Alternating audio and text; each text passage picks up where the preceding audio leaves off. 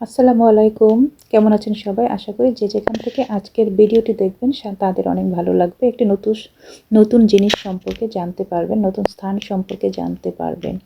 আমরা এই মুহূর্তে যেখানে আছি সেটি হচ্ছে আয়েশা মসজিদ। এটি সৌদি আরবের মক্কা নগরীতে অবস্থিত। এটা মক্কা থেকে প্রায় 7.5 কিলোমিটার দূরে অবস্থিত।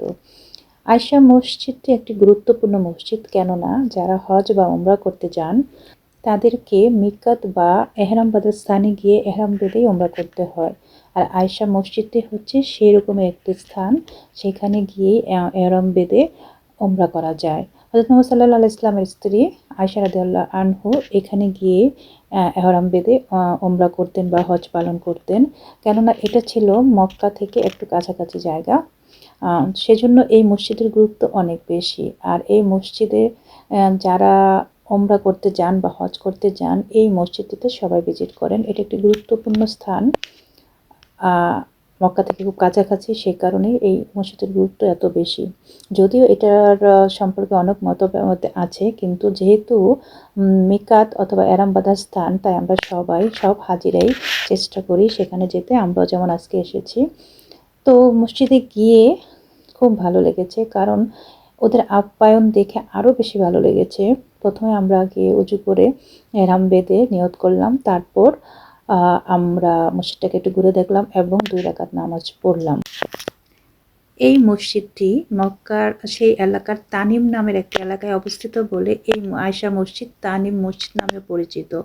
যদিও হযরত মুহাম্মদ সাল্লাল্লাহু আলাইহি ওয়াসাল্লামের স্ত্রী আয়েশা রাদিয়াল্লাহু আনহার নামে এই মসজিদের নামকরণ হয়েছে বর্তমানে, এবং এটা আয়েশা মসজিদ নামেই বেশি পরিচিত। ভিতরটা যে কত সুন্দর, আসলে নিজের চোখে না দেখলে এসব জিনিস বিশ্বাস করানো যায় না। সমস্ত মসজিদে মহিলাদের জন্য বিশাল জায়গা আছে, আর পুরুষদের জন্য তো আছেই।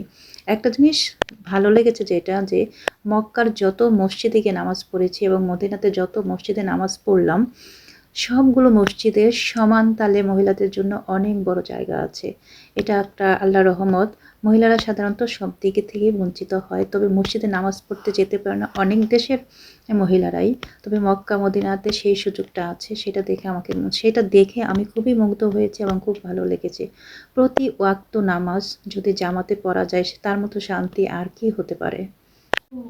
আল্লাহর অশেষ রহমতে আমাদের সুযোগ হয়েছে এইসব মসজিদগুলো দেখার। সেজন্য আল্লাহকে অসংখ্য ধন্যবাদ জানাই আর কৃতজ্ঞতা প্রকাশ করি।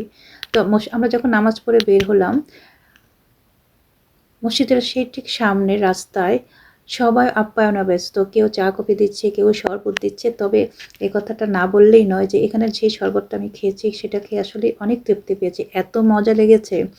আর তারা সবই করছে আল্লাহর নামে, মানুষকে খুশি করার জন্য, মানুষকে শান্তি দেওয়ার জন্য। যেহেতু গরমের দেশ, পানি, শরবত, এটা সেটা সব কিছু মানুষ নিজ থেকেই দান করে যাচ্ছে, আর সেগুলো খেয়ে মানুষ শান্তি পাচ্ছে। এটাও একটা দোয়া।